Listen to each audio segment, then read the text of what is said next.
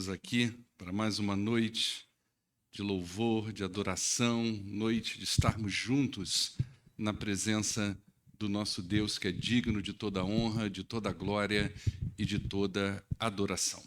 Enquanto você abre a sua Bíblia em 2 Coríntios, eu vou repetir algumas coisas que nós falamos hoje pela manhã, e alguns a gente vai estar sempre falando, tá? Pelo menos durante um tempo. Outros é bem esporádico. No próximo sábado, dia 18, nós temos, então, o encerramento das mulheres. 3 horas da tarde, você pode participar. O custo é R$70 para o buffet, e o evento começa às 3 horas com a presença da Fabiane Mendes, que é escritora, escreveu o livro que as irmãs durante 8 meses trabalharam. Mesmo que você não tenha participado desse tempo de aprendizado no livro, obrigado, que você não tenha participado desse tempo. Oi? Tá, obrigado, querido. Você pode participar sem problema nenhum, tá? Tem que ver, obviamente, o número de vagas para o buffet. Não sei se são tantas, mas você pode procurar a Lívia e ela vai estar te orientando. As mensageiras do rei... Oi? Pois não? Só tem 2 vagas, né? Então, 2 vaguinhas. As mensageiras do rei vão continuar vendendo a sobremesa missionária agora no final do culto. Na verdade, não é missionária, a gente usa sempre esse nome, porque sempre acontece em tempo de missões, mas é para ajudar no movimento que elas estão fazendo. Elas vão para um congresso e precisa levantar recurso para isso, ok? E você pode ajudar. Queridos, nós tivemos uma reunião essa semana. Esse é o anúncio que talvez eu vá gastar algumas semanas falando dele, tá? Nós tivemos uma reunião essa semana com os introdutores aqui da igreja. E a nossa intenção é melhorar um pouco, né, tanto para o membro da igreja quanto para os nossos visitantes. Glória a Deus que nós temos recebido bastante visitantes aqui ao longo dos nossos cultos, às vezes às quintas-feiras, às vezes aos domingos de manhã, às vezes aos domingos à noite. Então, dentre as várias coisas que nós conversamos, 2 nós entramos em consenso que precisava repartir com vocês, porque nós precisamos da ajuda de vocês, né? A primeira delas é o seguinte: nós estamos entrando agora no momento de chuvas, né? Aquelas torrentes de águas, e nós queríamos muito poder contar com a sua colaboração, de nós deixarmos as 2 vagas que nós temos aqui na porta da igreja, ou seja, esse espaço livre de carros. Para que isso? Para que no dia de chuva você consiga parar o seu carro aqui na porta, desembarcar o seu filho. Às vezes é um idoso, às vezes é uma pessoa com dificuldade de locomoção. Nós temos ali uma rampa.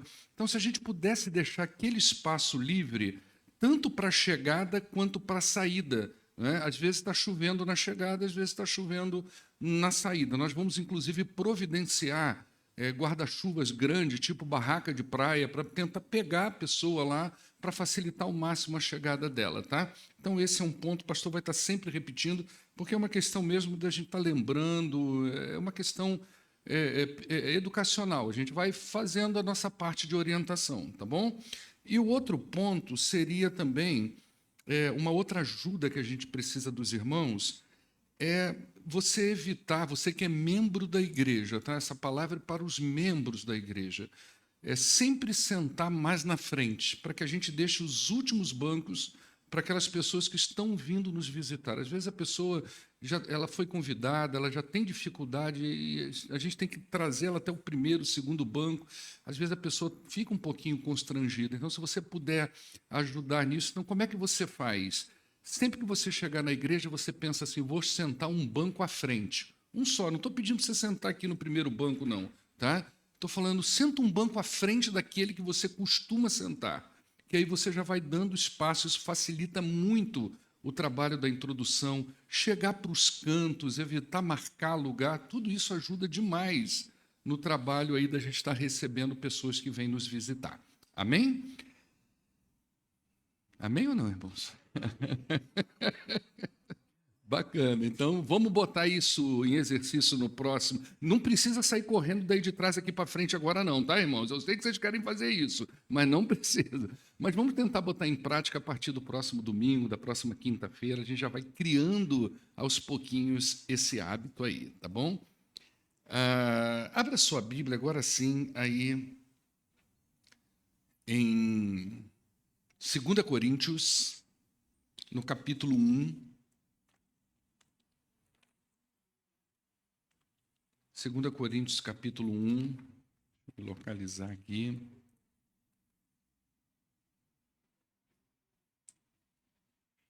Nós vamos ler apenas dos versos 3 a 11. Isso, maravilha. A palavra de Deus diz assim: Bendito seja o Deus e Pai do nosso Senhor Jesus Cristo, Pai das misericórdias e Deus de toda consolação, que nos consola em todas as nossas tribulações, para que, com a consolação que nós recebemos de Deus, nós possamos então consolar o que estão passando por tribulações. Pois assim, como os sofrimentos de Cristo transbordam sobre nós, também por meio de Cristo transborde a nossa consolação. Se somos atribulados, é para consolação e salvação de vocês. Se somos consolados, é para a consolação de vocês, a qual lhes dá paciência para suportarem os mesmos sofrimentos que nós estamos padecendo. E a nossa esperança em relação a vocês está firme, porque nós sabemos que, da mesma forma como vocês participam dos nossos sofrimentos, participam também da nossa consolação. Irmãos, não queremos que vocês desconheçam as tribulações que sofremos na província da Ásia, as quais foram muito além da nossa capacidade de suportar, ao ponto de perder a nossa esperança da própria vida. De fato, nós já tínhamos sobre nós a sentença da morte, para que não confiássemos em nós mesmos, mas em Deus, que ressuscita mortos. Ele nos livrou e vai continuar nos livrando de tal perigo de morte. Nele, nós temos colocado a nossa esperança de que continuará a nos livrar, enquanto vocês nos ajudam com as suas orações. Assim, muitos darão graças por nossa causa, pelo favor a nós concedido em resposta à oração de muitos. Vamos orar ao nosso Deus. Pai, muito obrigado, porque o Senhor, ó Deus, é o Deus de toda consolação, é o Deus de toda misericórdia, é o Deus que cuida do teu povo, ó Deus, que trata dos nossos corações. Nós somos imensamente gratos ao Senhor por isso. Ó Deus, em muitas ocasiões da nossa vida, nós nos sentimos abatidos, nós nos sentimos tristes, nós nos sentimos desanimados, mas temos no Senhor o revigor da nossa alma, o animar do nosso espírito, ó Deus, e a direção de vida que nós precisamos tomar em todos os momentos da nossa existência. Pai, nós pedimos que nessa noite o teu Espírito console os nossos corações. Em nome do poderoso Jesus é que nós oramos, hoje e sempre. Amém. Queridos, o meu objetivo aqui nessa noite é encorajar você com a palavra de Deus em momentos, principalmente em momentos difíceis da nossa vida. Eu digo isso porque eu creio que as dificuldades da vida, ela tem poder de paralisar pessoas. Sejam pessoas fervorosas na sua fé, sejam pessoas que vivem na igreja dominicalmente, sejam pessoas que atuam na casa do Senhor há longos anos da sua vida. Às vezes essas pessoas, pessoas boas, pessoas salvas em Cristo Jesus, elas passam por determinados momentos ou situações em suas vidas que são paralisantes. Então, situações difíceis, situações adversas, elas têm o poder de nos paralisar, por mais que a nossa fé seja uma fé autêntica. Nós vemos isso em alguns grandes personagens da palavra de Deus, que posteriormente eu vou citar alguns, mas nós poderíamos adiantar, por exemplo, o próprio Elias, um dos grandes profetas do Senhor, um dos homens que operou milagres assim incríveis, mas que também teve momentos paralisantes na sua vida. E mesmo aquelas pessoas que ainda não conhecem a palavra de Deus suficientemente para poder descansar em Cristo, essas pessoas também, elas são paralisadas pelas crises. Você imagina que o sujeito da fé, aquele sujeito que vem à igreja sempre, que ouve a palavra de Deus, que lê a palavra de Deus, que nós temos várias, vamos dizer assim, mensagens preventivas para lidar com situações difíceis. Esse sujeito é ensinado a isso. Se para ele é paralisante, você imagina para aquelas pessoas que não conhecem a palavra de Deus o suficiente para descansar no Senhor nos momentos difíceis da sua vida. Pessoas assim, às vezes entram em crises intensas porque estão vivendo momentos difíceis. Os homens narrados na Bíblia são tão ser humanos como nós. E eles tiveram questões muito parecidas com as quais nós muitas vezes estamos familiarizados. É que às vezes a gente olha as pessoas da Bíblia como se elas fossem pessoas que estão acima dessas questões da vida. E eu louvo a Deus por uma palavra que nós encontramos no Novo Testamento, que vai dizer para nós sobre Elias que ele era um sujeito que tinha as mesmas questões que nós, as mesmas paixões do que nós. Não é? Então a palavra de Deus nos consola nessa direção. E a gente olha para a Bíblia, mas se você tiver um olhar mais familiarizado com situações difíceis, você vai ver que você pode contextualizar muitas delas. Abraão, por exemplo, nós fizemos aqui um longo estudo às quintas-feiras sobre a vida de Abraão. Foi um estudo que nós seguimos nos passos de Abraão e a gente viu que esse homem enfrentou questões familiares que realmente são paralisantes. Você lembra da festa de desmame do filho de Abraão, o filho da promessa, Isaque, o grande prometido? Estava ele, milagrosamente nasceu aquele menino. E no dia da festa do desmame, uma grande festa, esse momento era um momento muito comemorado nas famílias hebreias. E aquele dia eu imagino que aquele lugar ficou cheio. Abraão era um homem muito rico, deve ter dado um belo de um churrasco naquele dia. Quem já foi aí em festa em zona rural, eu já fiz casamento de roça. Casamento na roça, olha, é uma coisa incrível, porque a festa não é de noite. A festa rola de dia. O casamento é que é de noite. Mas você não sabe o que acontece no meio daquelas montanhas durante o dia, irmãos. É galo com macarrão, é pato com macarrão, é boi que é cortado no meio, colocado lá, e você está comendo aquela carne, você não sabe nem que pedaço do boi é aquilo. Mas você está comendo, e aquilo está maravilhoso, muita comida, muita gente. E eu imagino que isso aqui fosse um momento desse. E naquele momento vai o Isaac brincar e tem um outro irmão dele, mais velho um pouquinho, já na quinta série. Você sabe que menino que está na quinta série é terrível, não é? E aí houve uma crise entre esses dois irmãos. Acabou a festa. Houve uma crise familiar. Esse homem viveu momentos tensos do ponto de vista familiar. Moisés, um outro grande líder bíblico, um homem que a gente olha e pensa assim, nossa, esse homem foi pastor de uma igreja de milhões de pessoas. Mas o dia em que Deus apareceu para ele e disse, Moisés, eu quero que você seja pastor da minha igreja, ele disse, Senhor, eu não estou aí para isso. Isso não é o meu chamado, esse não é o meu lugar. E você vai vendo a história de Moisés, você vai ver as crises de um homem que viveu entre a glória de Deus e a murmuração de 6 milhões de pessoas. Você imagina o estado de espírito de um homem desse. Você viver entre a glória de Deus e a murmuração de milhões de pessoas que você tem que cuidar deles. Esse foi Moisés. E no final das contas, não participou do churrasco na Terra Prometida. Ficou olhando de longe e não entrou lá. Josué, que foi o sucessor de Moisés, com toda a alegria de seminarista no coração, todo o ímpeto, quando ele viu a bomba cair na mão dele, ele ficou preocupado com a promoção. Fui promovido. E agora? O que eu faço? Deus teve que animar ele lá, e você vai ver aquele capítulo maravilhoso, aqueles versículos maravilhosos de Josué capítulo 1 até o verso 10, 12 ali, se eu não estou enganado, Deus animando ele, dizendo, olha, como eu estive com Moisés, eu vou estar com você também, não é? Porque foi um camarada que, quando recebeu essa promoção, deve ter entrado num estado de ansiedade incrível. Elias, como eu citei, enfrentou sintomas que hoje nós classificamos como sintomas da depressão atual.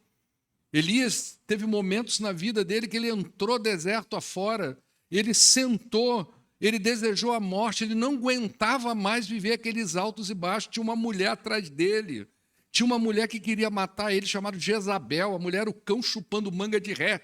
Já viu essa expressão? Quando você fala o sujeito é um cão chupando manga de ré, é porque o troço é cavernoso.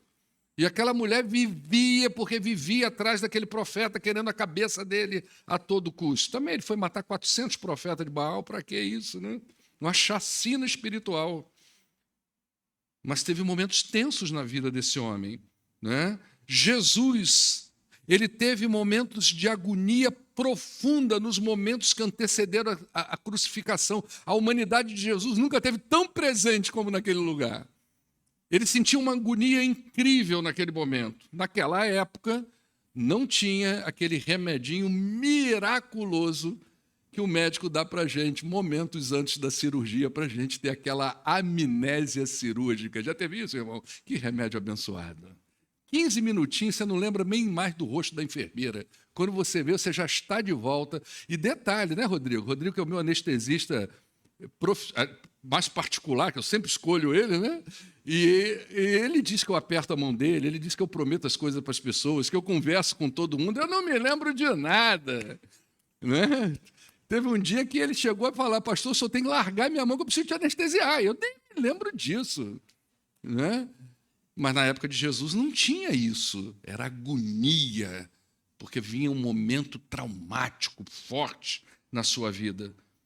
Os discípulos imediatos de Jesus enfrentaram muita dificuldade para seguir em frente. Foram muitas tribulações, muitas dúvidas, muitos enfrentamentos. O apóstolo Paulo, que nós lemos aqui, ele tinha todos os argumentos possíveis para que ele justificasse a desistência daquilo que Deus mandou ele fazer. Nada dava certo. Você imagina um negócio desse? O cara tenta pregar, ajudar pessoas, pregar para o seu próprio povo, estão o tempo todo querendo bater nele. O tempo todo estão querendo pegar ele. Ora ele tem que descer pela janela, ora ele tem que estar num barco lá e está ameaçado de morrer afogado, ora estão culpando ele disso, daquilo outro. Você imagina a tensão no coração e na vida de uma pessoa como essa. E tantos outros casos que nós poderíamos citar aqui nessa noite, para que você entenda que muitas das coisas que você vive hoje, os grandes homens da Bíblia, as grandes mulheres da Bíblia viveram coisas semelhantes a você. Não é diferente nos dias de hoje. Pessoas chegam na igreja com as mais diversas situações. Alguns chegam aqui com sérios problemas conjugais. Está em crise dentro de casa. O relacionamento não está legal. O relacionamento está tenso. Aliás, ontem nós tivemos um encontro aqui com casais, né? Regado a muita pizza, né? E eu tive a oportunidade de pregar e preguei justamente sobre essa relação do casal e como que nós precisamos viver a conversão a dois, né? Esse testemunho de que eu sou uma nova criatura não é uma coisa individualizada. O meu casamento tem que testemunhar que eu sou uma nova criatura. Outros chegam aqui na igreja agonizando emocionalmente, está com as emoções abatidas, está com falecimento dos sentimentos, a coisa não está legal, o dia não é azul mais. E como é bonito, tudo bem que está calor, né? Mas como é gostoso você acordar de manhã, abrir sua janela e o dia está brilhando, o sol está lindo, o céu está azul e você pode dizer, vai dar praia hoje. Aí você lembra que você está em Pouso Alegre, não tem praia, né? Mas lá no Rio a gente faz assim, olhou, o clima do Rio de Janeiro é esse aqui no janeiro normal, é esse que a gente sente aqui nesse domingo. 7 horas da manhã já tá, você vai pegar o ônibus para ir trabalhar, todo mundo suado, colando, um encostando no outro, todo mundo fedendo já de manhã. É desse jeito. Eu fiz isso durante anos da minha história de vida. Foi assim, né? Trem, metrô, é tudo do mesmo jeito, não tem jeito, né? Só que quando você está agonizando emocionalmente, nada disso faz sentido, tudo está cinza, está sempre nublado, não é? Outros chegam com a fé no limite da desistência e alguns com um desânimo enorme. Mas é na palavra de Deus que nós encontramos encorajamento e vigor para a gente ir adiante. É na palavra de Deus que nós nos alimentamos. Como o anjo disse a Elias quando ele estava deitado, desanimado, pedindo a morte, né? O anjo se aproxima dele lá em 1 Reis, capítulo 19, verso 7, e diz para ele assim, o anjo não pôs a mão na cabeça dele, disse, Elias, deixa eu te ouvir. Me conta o que está acontecendo com você, Elias. Elias, eu vou fazer o seguinte, eu vou pedir ao Senhor férias para você. Você precisa de férias. O anjo do Senhor voltou, tocou nele e disse, Elias, levanta, meu filho, come um prato de comida, porque o seu caminho é longo, você tem muita coisa para fazer. Que palavra de encorajamento. Imagina o seu pastor dizendo isso para você, gente. Que coisa horrível, né? Mas é assim que Deus nos trata. Levanta, come, porque você tem muita coisa para fazer. A nossa viagem também é longa, e não só longa, mas cheia de desafios. E nós também temos muito para fazer. Então nós precisamos cuidar da nossa espiritualidade. Nós precisamos cuidar da espiritualidade da nossa casa, nós precisamos cuidar dos interesses do nosso Salvador, e para isso nós precisamos estar de pé, e é na palavra de Deus que nós nos alimentamos.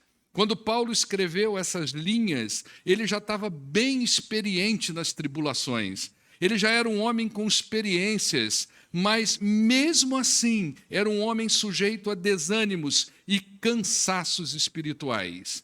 Você observa uma coisa, a gente não leu aqui, né? Esse é um livro da Bíblia, uma carta que eu quero trabalhar aqui a qualquer momento em um dos nossos cultos, mas lá no capítulo 11 de 2 Coríntios, a partir do verso 23, o apóstolo Paulo dá para a gente, pelo menos assim, uma noção do que ele anda vivendo, né? Eu fui encarcerado mais vezes, eu fui açoitado mais severamente, eu fui exposto à morte repetidas vezes. É o que ele veio vivendo até aí, tá? 5 vezes eu recebi dos judeus 39 açoites. 3 vezes eu fui golpeado com vara. 1 vez eu fui apedrejado. 3 vezes eu sofri naufrágio. Eu passei 1 noite e 1 dia exposto à fúria do mar. Eu tive continuamente viajando de uma parte para outra, eu enfrentei perigo nos rios, eu enfrentei perigo de assaltante, perigo dos meus compatriotas, eu enfrentei perigo dos gentios, perigos na cidade, perigos no deserto, perigos no mar, perigo dos falsos irmãos. Muitas vezes eu fiquei sem dormir, passei fome, passei sede, muitas vezes eu fiquei em jejum, suportei frio, suportei a nudez. Além disso, eu enfrento diariamente uma pressão interior, a saber, a minha preocupação com todas as igrejas. Olha como que esse homem chegou até aí. Então é um camarada experiente na tribulação quando ele escreve o texto que nós lemos. E aí você vai entender também um pouco do que é o capítulo 4 de 2 Coríntios, que nós pregamos aqui várias quintas-feiras, debaixo do seguinte tema: abatidos, mas não destruídos. Eu preguei essa série 2 vezes aqui nessa igreja. Uma na pandemia e uma antes da pandemia, né? Abatidos, mas não destruídos. É uma frase emblemática que o apóstolo Paulo tem em 2 Coríntios capítulo 4. Muitos crentes, por muito menos, desistem da sua fé no Senhor. Muitos, por muito menos, talvez porque alguma coisa não deu certo, desistem do Senhor. Muitos, porque talvez uma oração não foi respondida, ou se ela foi respondida, ela não foi respondida da forma como deveria ser, ou no tempo que deveria ser, desistem do Senhor. Se sentem desanimados de viver a vida espiritual com alegria e com fervor. Muita gente, às vezes, por detalhes que poderiam ser suportados, vivem debaixo do desânimo, da agonia emocional. Paulo nos ensina a superar as tribulações no poder do Senhor. Ele ensina para a gente, e é isso que eu quero aprender com vocês aqui de forma breve, como que um homem desse, passando por tudo isso, continuou sendo o grande apóstolo Paulo. Agora mesmo ali, o Soelder virou para mim e disse assim: você já viu o filme do apóstolo Paulo? Falei, já. Você está ficando igual a ele, careca e barbudo. Poxa, podia ser outra coisa, né? Então, assim, poxa, você pregou hoje de manhã no poder da palavra, igual o apóstolo Paulo. Você está ficando careca e barbudo, né? E eu vou tirar a barba, Helder, mas a careca continua. Primeira coisa que eu aprendo com Paulo é que nós precisamos saber a fonte da nossa consolação. Quem é que trabalha em nós? Está aí no verso de número 3. Paulo vai dizer aí com todas as letras: bendito seja o Deus e Pai do nosso Senhor Jesus Cristo. Pai das misericórdias e Deus de toda consolação. Olha que palavra. Paulo está atribuindo a Deus a fonte das suas consolações. Paulo está atribuindo a Deus a fonte de todo o seu encorajamento.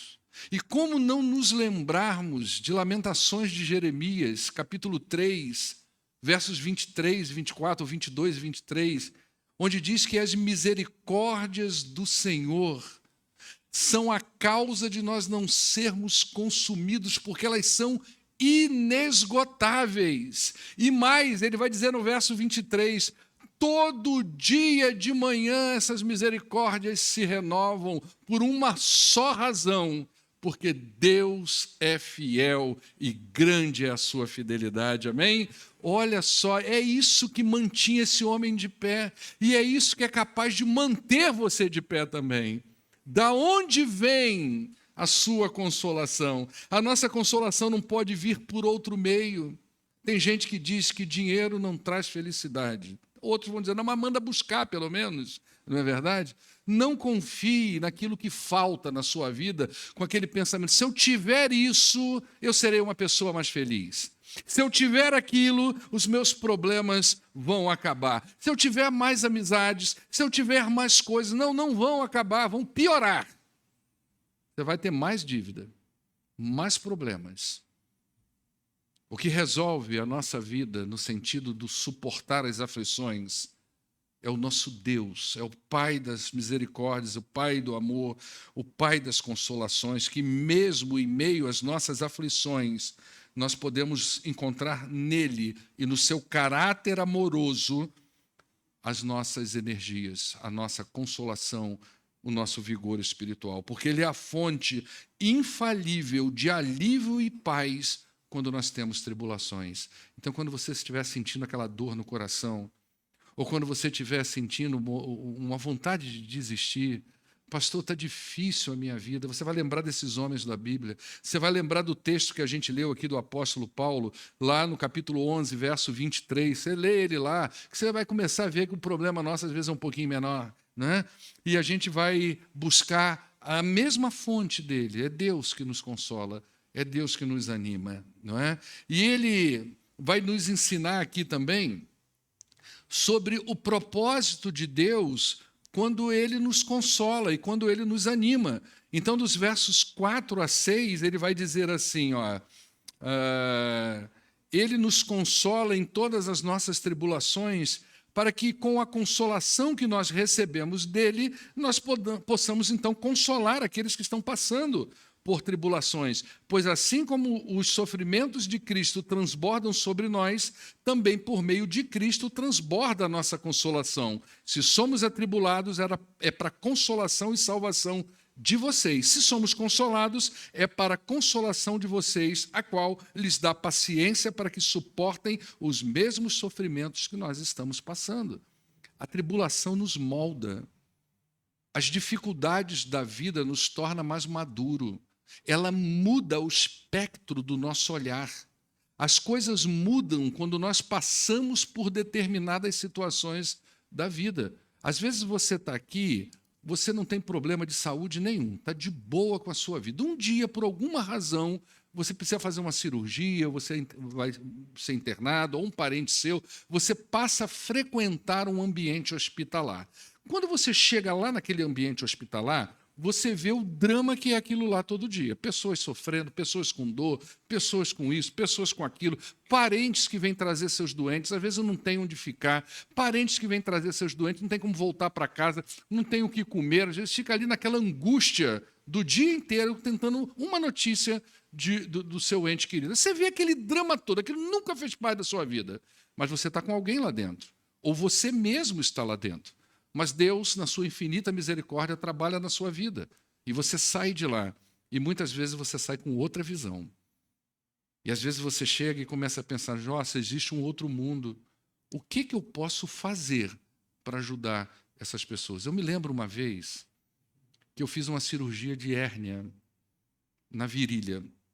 E esse tipo de cirurgia, não sei se é porque eu sou um sujeito meio fraco para essas coisas, mas parece que é a mesma coisa da mulher que vai ter filho por cesariana. Você só não traz a criança para casa, mas você volta com a mesma coisa, aquela coisa de 40 dias, você não pode nem respirar direito, que dói. Toda a força passa por essa região.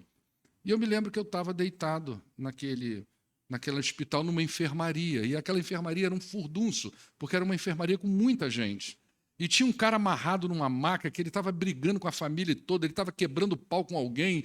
Teve uma hora que eu até falei para um cara que ele estava quebrando pau, que era um sujeito imaginário, né? Concede logo o que ele está pedindo para ver se a gente dorme. Isso era 2, 3 horas da manhã e o cara estava numa briga imaginária terrível, amarrado na maca, aquela gritaria e aquele sofrimento. E eu me lembro que o pessoal chegou lá para dar comida para a gente e o camarada pôs a comida do lado da minha maca. Eu falei assim, gente, eu não tenho condições de me mover para pegar essa comida.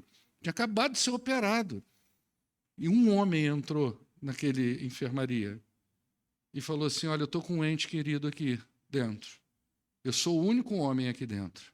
E o que vocês precisarem de mim, eu estou a serviço de vocês. O cara me deu comida na boca, gente.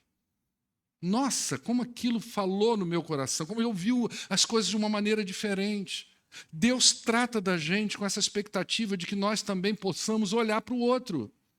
Deus trata da gente, das nossas consolações, para que a gente possa trabalhar com o outro. Então, às vezes, é um problema familiar que você tem, e Deus coloca a mão e cura, e você agora tem habilidade, você tem capacidade, você tem condições agora de sentar com outra família, com outro casal, que às vezes está passando por algo parecido com o que você passou, e consegue, então, sentar com essa pessoa, e consegue, então, aconselhar essa pessoa na dificuldade dela. Às vezes é um outro problema, é um problema com um filho que você teve e Deus tratou do coração daquela criança. Ou então é um problema de relacionamentos em várias áreas da vida, é um problema no trabalho, é um problema de desemprego, mas você superou. Deus trabalhou, Deus consolou o seu coração, tirou você de uma ansiedade profunda, tirou você de uma depressão profunda, ensinou você a lidar com as variáveis da vida. Você agora é uma pessoa tarimbada, madura.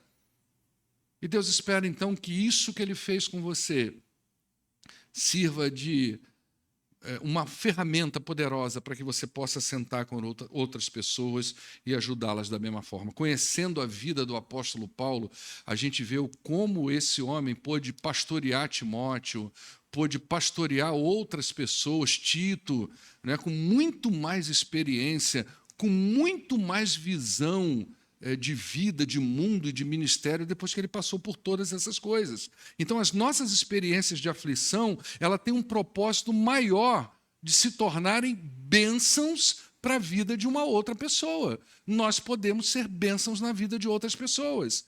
Ao compartilharmos a consolação que nós recebemos de Deus, nós somos instrumento de cura e encorajamento para aqueles que vão passando pelas mesmas coisas que nós passamos. E muitas vezes é assim, gente, que surgem ministérios na igreja, né? O sujeito passa por uma situação na vida, na escola, na faculdade, e ele pensa, puxa vida, talvez a gente possa ajudar lá. Então Deus trabalha para te preparar para algo maior e algo mais poderoso, né? E aí eu aprendo com Paulo também, no verso de número 7, sobre a esperança. Se é uma coisa que o cristianismo coloca no nosso coração, é a esperança.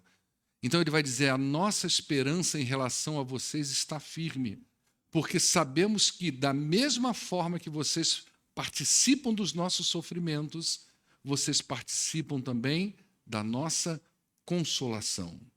Onde está a nossa esperança? A esperança cristã, ela não é vaga, ela não é incerta, mas ela é baseada numa pessoa. Uma pessoa que nós a reconhecemos pela fé, que se trata da segunda pessoa da Trindade, do Filho de Deus, mas que também é aceita e reconhecida como alguém que é histórico, alguém que existiu, que foi tocado, que as pessoas viram. Então nós temos testemunhos bíblicos a respeito do Jesus histórico, desse homem, filho de José e Maria, que realmente existiu, e nós temos testemunhos extrabíblicos de pessoas que conviveram em épocas semelhantes à de Jesus e que mencionaram ter conhecido ou ter ouvido falar a respeito desse homem. Então nós temos uma esperança numa pessoa concreta, que é Jesus Cristo.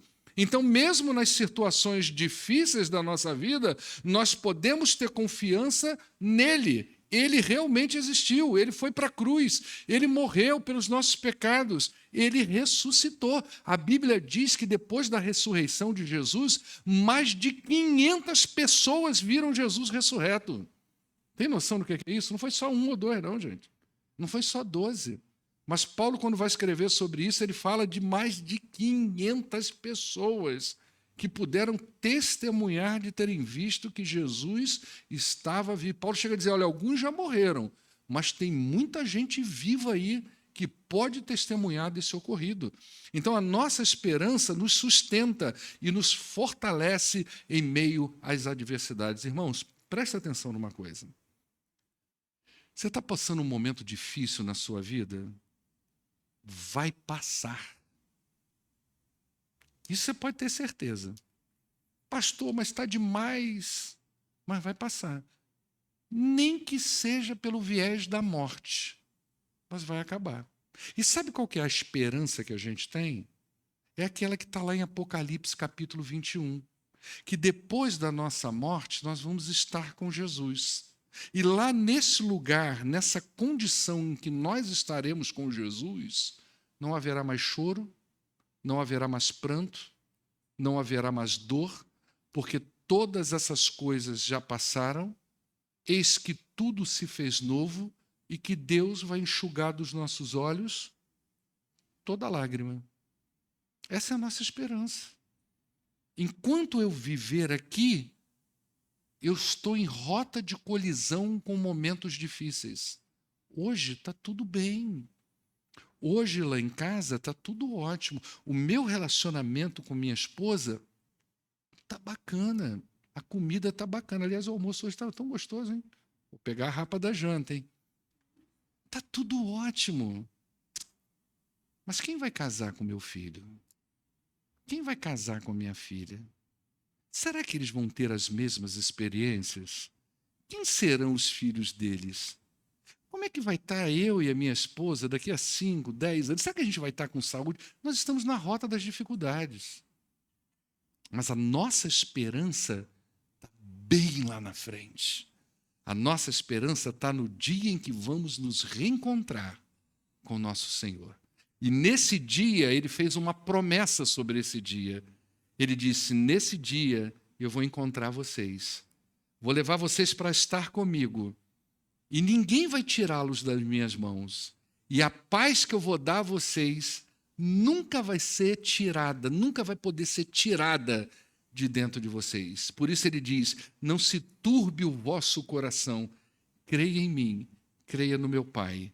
Na casa do meu pai tem muitas moradas. Se não fosse assim, eu teria dito para vocês: vou vir aqui, vou pegar vocês e vou levar para onde eu estou. E quando nós estivermos juntos, nunca mais vai haver separação entre nós. Nem pecado, nem Satanás, nem dor, nem doença, nem nada, porque a nossa esperança está em Jesus Cristo. Amém? Coloca a sua esperança em Jesus. O que hoje você vive, que pode parecer desconfortável, vai passar, em nome de Jesus. A gente já está partindo para o final, mas ainda não. Eu quero trabalhar mais um pontinho ou dois, lá em 2 Coríntios, capítulo 1, verso 11, o texto de número verso 11, ele vai falar para nós da importância de nós estarmos unidos na nossa oração. Paulo troca esse viés da oração, então ele vai dizer: enquanto vocês nos ajudam com as suas orações, assim muitos darão graças por nossa causa, pelo favor a nós concedido, em resposta da oração de muitos. A oração, ela é uma poderosa ferramenta de consolação e de intercessão. Eu não sei quanto a você, mas eu já tive momentos na minha vida de sentir o coração tão pesado. Sabe aquela angústia que você não sabe de onde está vindo aquilo? Não sei se já aconteceu isso com você.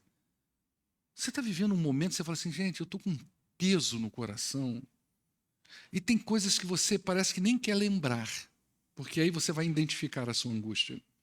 Então você fica com aquele sentimento pesado, você sabe que alguma coisa não está certa, uma dor na alma, até que você entra para dentro do teu quarto e você ajoelha e você começa a falar com o Senhor.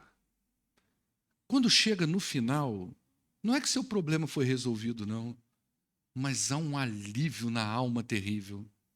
Há um alívio no espírito da gente muito grande, porque na oração há consolação. Quando nós nos unimos como um só povo para orar, essa consolação se amplia. É por isso que nós devemos nos unir em oração pelos irmãos que enfrentam aflições, demonstrando a nossa solidariedade, o nosso apoio. Então a gente toca no assunto. Olha, fulano está precisando de oração, fulano está assim, fulano está passando por isso, fulano está sentindo isso, fulano está com um parente desse jeito. E nós vamos nos desenvolvendo em oração uns pelos outros. Quando nós nos unimos em oração, nós experimentamos a comunhão e o conforto mútuo da presença de Deus. Por isso que eu sempre digo às pessoas, às vezes a pessoa está passando por um momento difícil na vida dela, sabe o que ela faz? Ela se reclusa. Ela some da igreja, você não vê mais, ela vai se reclusando. Você está vivendo dificuldade? Vem para o meio. Primeira coisa, vem logo para a reunião de oração, vamos sentar juntos. Vamos orar junto todo um santo mês. Nós nos reunimos uma semana para orar uns pelos outros. Vem para junto, vem dividir com a gente aqui. Vamos interceder junto. Isso é consolo um para o outro, não é? E por último, nós temos aí, mais uma vez, né, eu já dei ênfase a isso, mas quero falar mais uma vez, sobre o resultado final disso tudo. Está aí no verso de número 10. Paulo vai dizer o seguinte: ele nos livrou e ele vai continuar nos livrando de tal perigo de morte. Nele nós temos depositado a nossa esperança de que ele vai continuar a nos livrar. Sabe a expectativa de Paulo? É que no final daquilo tudo ele pudesse dizer o que ele disse quando ele diz assim: olha, eu batalhei a minha batalha, eu fiz tudo que eu podia fazer, agora eu guardei a fé. Ok?